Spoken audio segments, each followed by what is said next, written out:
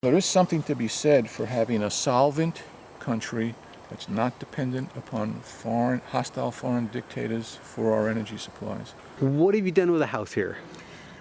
Well, we started with solar cells, photovoltaic cells, that are in the backyard. There's 10 kilowatts of ground-based utility intertie solar in the back, and we've just added in a rain harvesting system, which consists of 4 5,000-gallon tanks. It's about 20,000 gallons total capacity. It's a special gutter guard built into the top of the gutters. It's actually quite fine.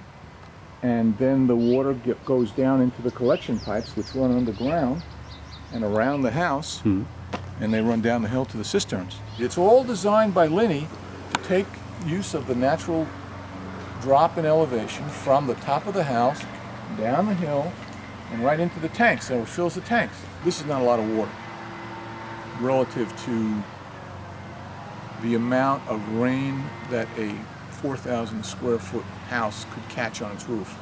In this area there's about 15 inches of rain, more or less, in our area, and it comes in 5 or 6 months. It's all compacted into a short time period. These two upper tanks are then allowed to fill completely, and the overflow from these two tanks, this overflow, will then completely fill the two lower tanks. Well, this is the first part of our garden over here, and the main part of the garden is going to go down on the south side of the solar panels. Each 1,000 square feet is called the Jevons unit in this book, and with 4 Jevons units you should be able to grow enough food for 2 people. We're trying to use as many compact fluorescents as we can.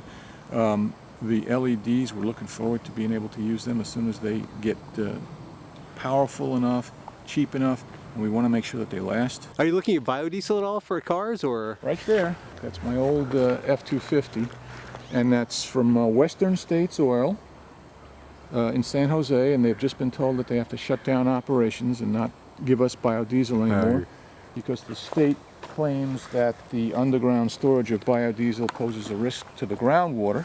It's an ill thought out decision.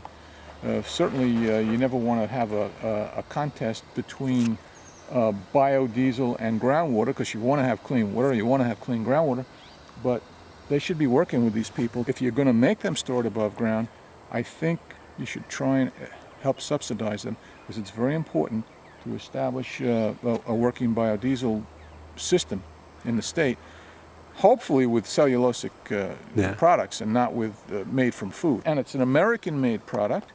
It lowers our dependence on foreign oil. This is important. This represents a financial sacrifice for the family, for the good of the country, you know.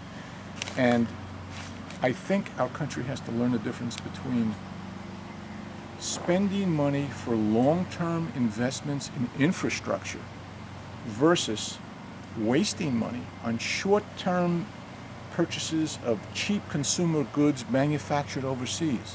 What's the difference? This is going to long-term expenditures for the benefit of the country versus wasted funds.